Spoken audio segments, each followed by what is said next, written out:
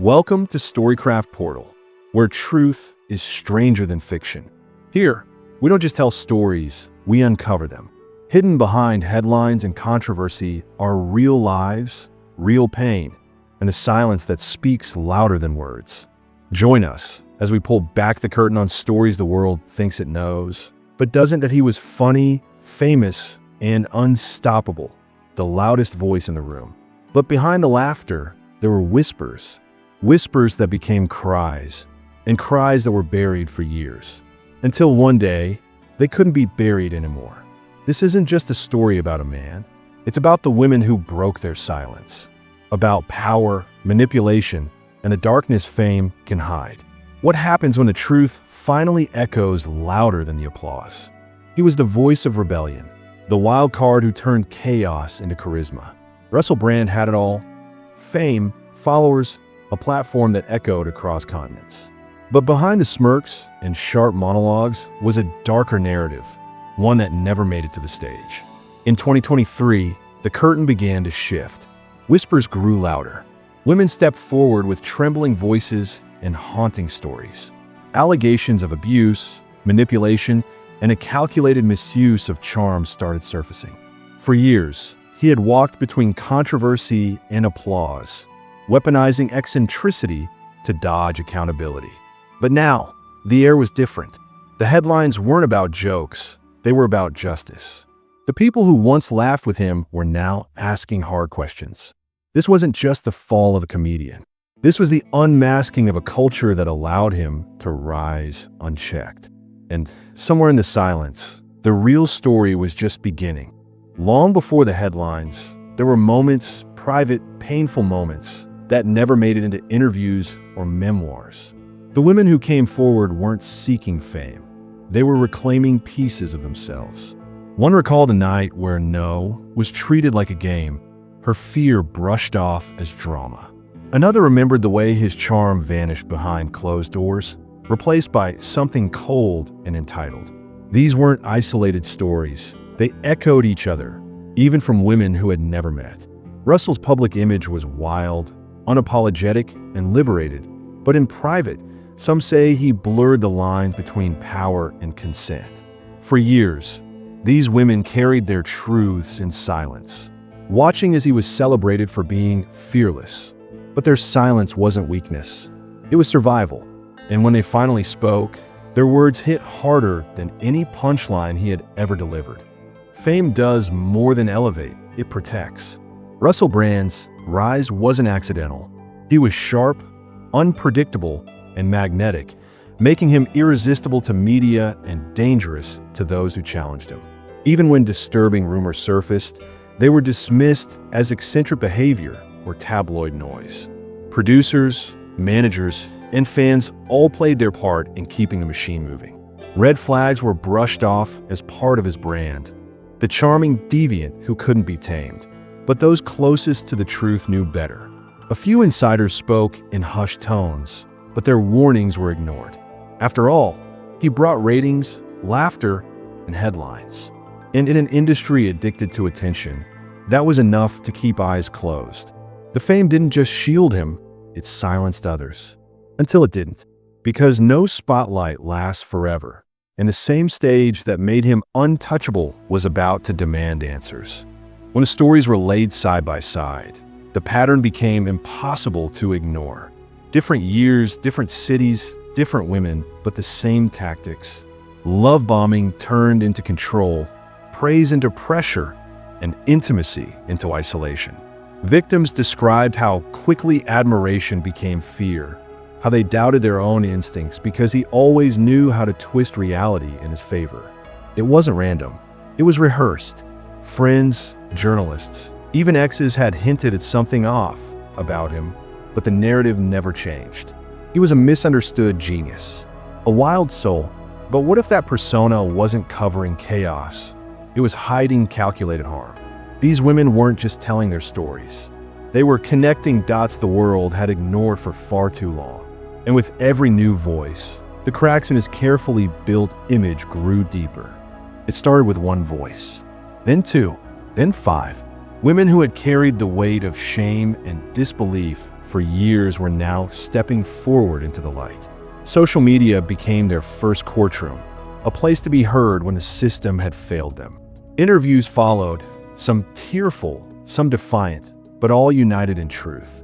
Russell stayed silent at first, letting confusion and doubt spread like wildfire.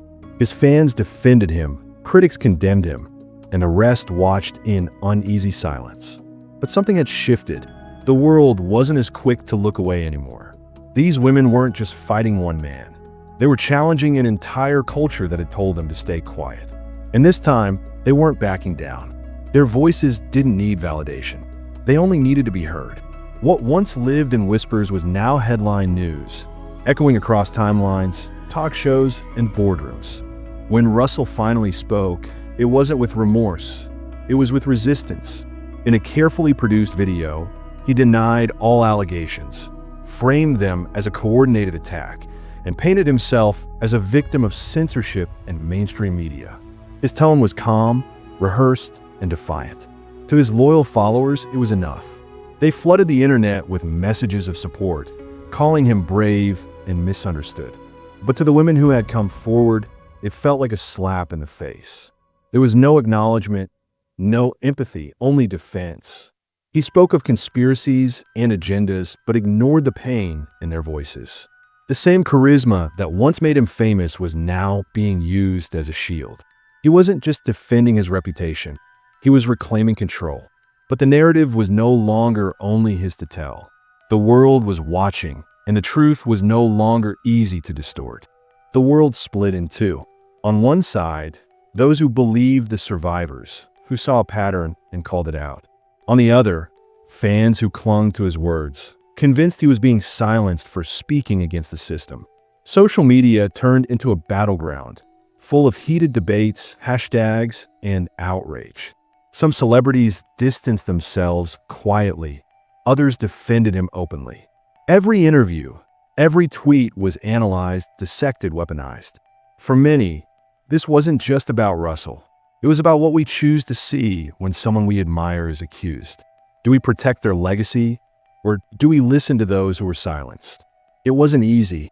For years, people had laughed with him, grown up watching him, found comfort in his chaos. Letting go felt like losing a part of themselves. But for others, staying silent meant being complicit in the pain of those who finally dared to speak. As the pressure grew, official investigations were launched. Media outlets began releasing timelines, messages, and testimonies.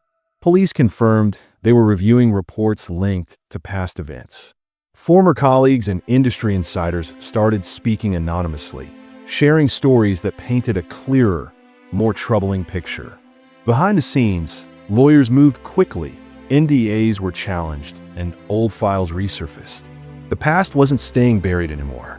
What was once a rumor had become a record. The charm that once protected Russell now seemed like a disguise, a performance crafted over years.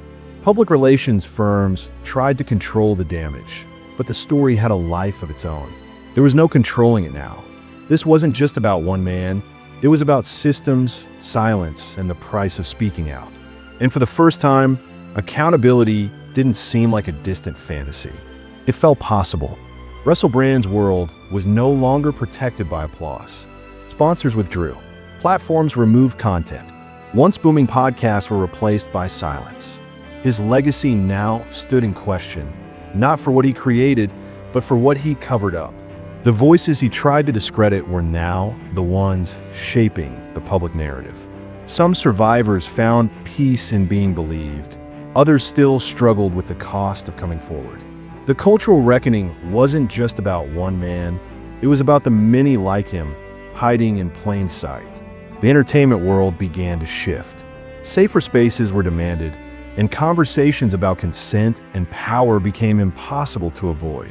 Russell hadn't just fallen. He had revealed the cracks in the stage he stood on. And in those cracks, the truth had taken root, refusing to be silenced again. What happened next wouldn't be about him. It would be about change. In the end, there was no dramatic finale, no final monologue to reclaim the stage.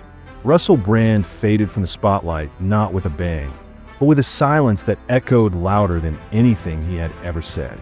His name became a symbol of charm turned weapon, of systems that protect fame over truth, and of the women who refused to stay quiet.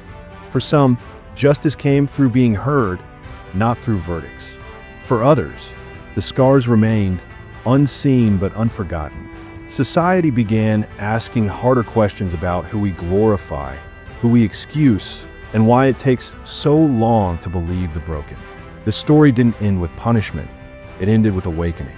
The world kept turning, but not as it had before. And somewhere, in the quiet strength of those who came forward, a new story was being written. One where silence wasn't safety, and truth was no longer optional.